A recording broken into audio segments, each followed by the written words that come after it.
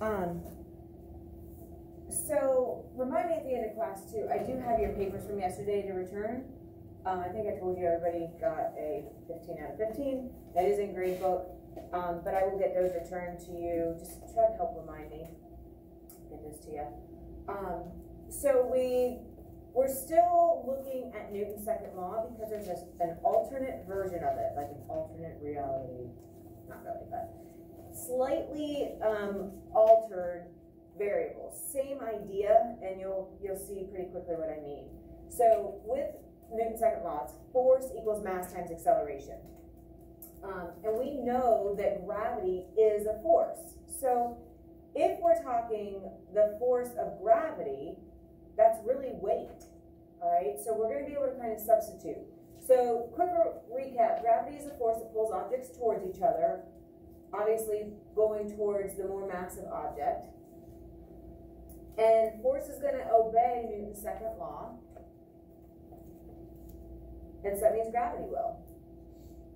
And we've already proven that objects will accelerate at the exact same rate towards the ground, which is the acceleration due to gravity, as long as there are not factors that affect it, like air resistance. So that hammer and the feather on the moon where there's no gravity, or excuse me, where there's no atmosphere, and then the bowling ball and the feather in that vacuum where there's no air resistance, cause those objects to accelerate to the ground at the same rate. That acceleration is due to gravity. Right? So there is a constant. It's actually 9.8 meters per second squared here on Earth, but the state, looking at their like state testing and things like that, they go with 10. So we'll just go with 10 meters per second squared. So if you're here on Earth, gravity is going to be 10 meters per second squared. So no matter where you are on our planet Earth, that will be 10. If you leave our planet, that's when gravity can change. All right, so different planets we looked at last year will have different gravitational pull, and that's all based on the mass of the planet itself. If this would get converted to US customary, it's 32 feet per second squared. But we know that air resistance typically is all around us, so it's going to have an effect on, you know, how fast it seems like something is actually accelerating. It's not that gravity is getting turned up or getting turned down. It's just that air resistance is having that effect. Okay, so, and this just goes back to what we already talked about. Aristotle believed that objects would fall to the earth like this, and he was correct. The reason why we see it like this sometimes, like you think the more massive object will fall quicker, is because of the difference due to air resistance. It's not really because of the mass of the object. So the vacuum that video that we watched proved this, as the bowling ball and the feather fell. And then we also watched, you know, on the moon where there's no air, so there's very, slight air resistance. The feather and the hammer fell at the same. So if you remove that air resistance, you would get this. Okay. All right, so there's something called terminal velocity, and this is why on that parachute little simulation that I showed you, at some point the acceleration kind of maxes out and it stays constant, and that's because you reach something called terminal velocity, and it's the maximum velocity that you're going to reach based on the air resistance of that object. All right, and so we'll watch a video about that at the end. I also have a Mythbuster that we're going to watch. There's a myth about dropping a penny. I believe it's from the Empire State Building, because it's dropped from so high that if it would hit somebody on the ground, that it could kill them.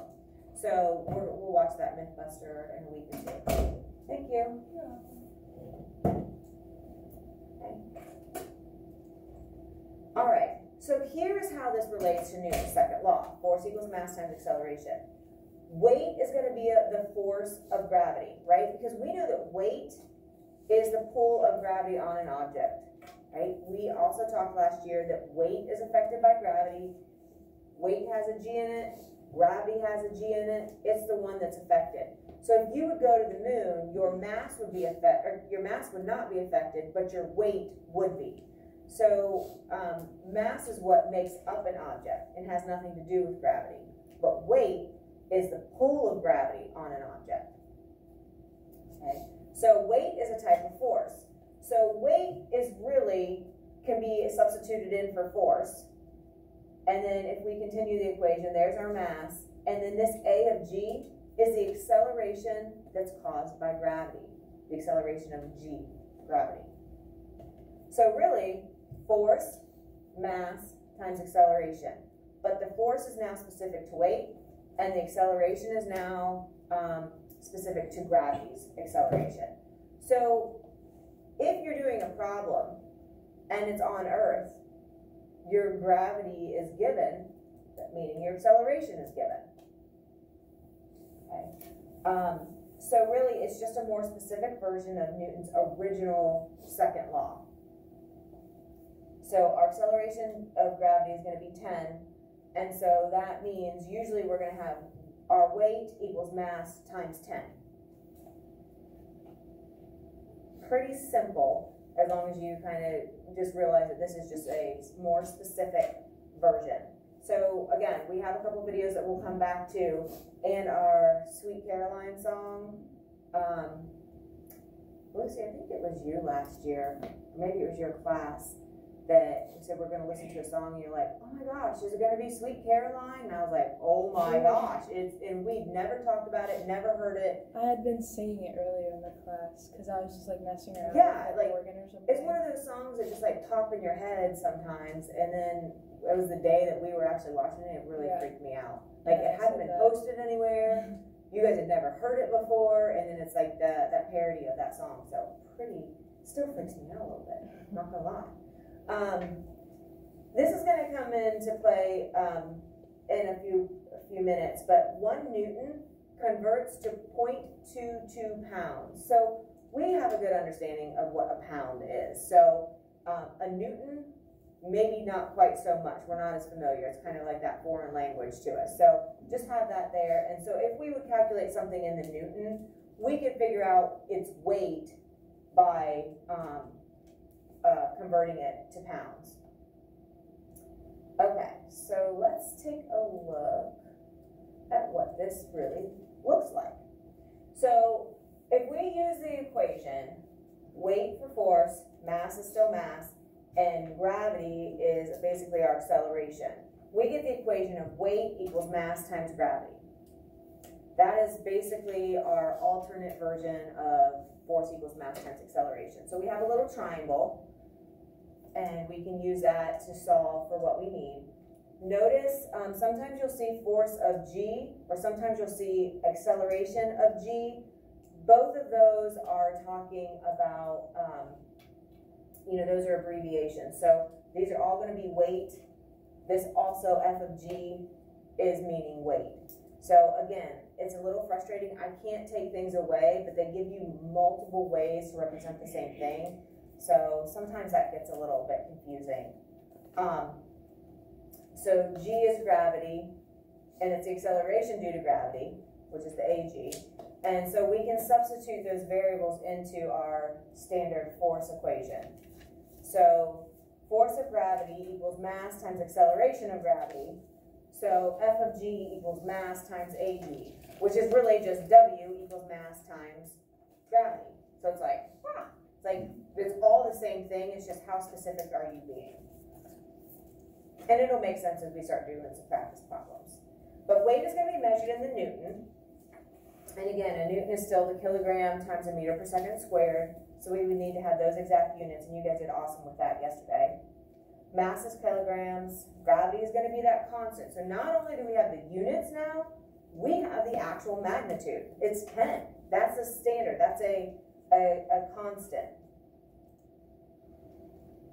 So unless a problem says, you're on Mars, or you're on Jupiter, or you're in some kind of simulation and then they'll tell you what the gravity is, assume it's 10. So it's not going to come out in most of these problems and say, gravity on Earth is 10 meters per second squared. It's going to be something that they're going to kind of expect you to know. Okay, a lot of the problems will not say it. So you think, oh my gosh, I have 2 unknowns. but really, since gravity is a constant, it's always known, it's a given. Okay, so here is our first little problem. It says, according to the National Center for Health Statistics, the average mass of an adult male, American male, is 86 kilograms. Determine the weight of an 86 kilogram man on Earth and the moon, where the gravitational field is 1/6. So obviously Earth's gravity is 10 meters per second squared, but the gravity on the moon is 1/6. So we have to find that gravity out first before we can use it in our equation. So mass was given of 86 kilograms, gravity on Earth is 10, and really weight is our force of gravity. So, here's our equation. So we're going to take our mass times 10 and get 860 newtons. To figure out what this means like in pounds so that it's a little bit more meaningful to us, we're just going to multiply that by 0.22. And that 189.2 is the average mass of an adult American man. Okay. Now for the moon. Same equation, but the gravity on the moon is 1.63. Okay. So it's 10 divided by that 0.6 because it's 1/6. And so 140.2 newtons multiplied by 0.22, whoa, that's a massive weight loss plan, huh? Did this person change mass from the Earth to the moon? No, right? It's tricky. We use weight wrong all the time. I think we talked about it last year. Instead of going to a weigh-in for wrestling, you should be going to a mass-in, right? You want to see how much mass you have. It shouldn't be Weight Watchers, it should be Mass Watchers if you're trying to lose weight. So again, we use it incorrectly, but in science we do need to be specific, of course, and you guys were pretty good at that last year. So if we have the same astronauts standing on the Earth and their moon, their weight is different, and the reason why is because the mass is going to stay the same. It's what makes that object up or makes that person up. Do you guys remember, I gave 2 examples of how a person could drastically change their mass within like almost instantaneously, right? Anybody remember that? Because we said we could go to a different planet and our weight could change pretty instantaneously. Go from that 189 to, 30 something. Anybody remember how we could change our mass? And I'm not saying like just a pound or 2, right? Because I know like at night, overnight, we lose a couple pounds, and you wake up in the morning, if you weigh yourself, you're a couple pounds lighter. That's just kind of normal. But I'm saying like maybe lose 5, 10, 15, 20 pounds. Anybody remember? One example was maybe just for girls, potentially.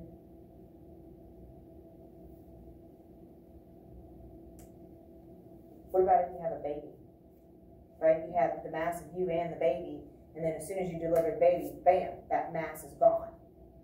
The other one, like getting something amputated, right? Which obviously don't go try that to lose weight, right? You actually need that arm.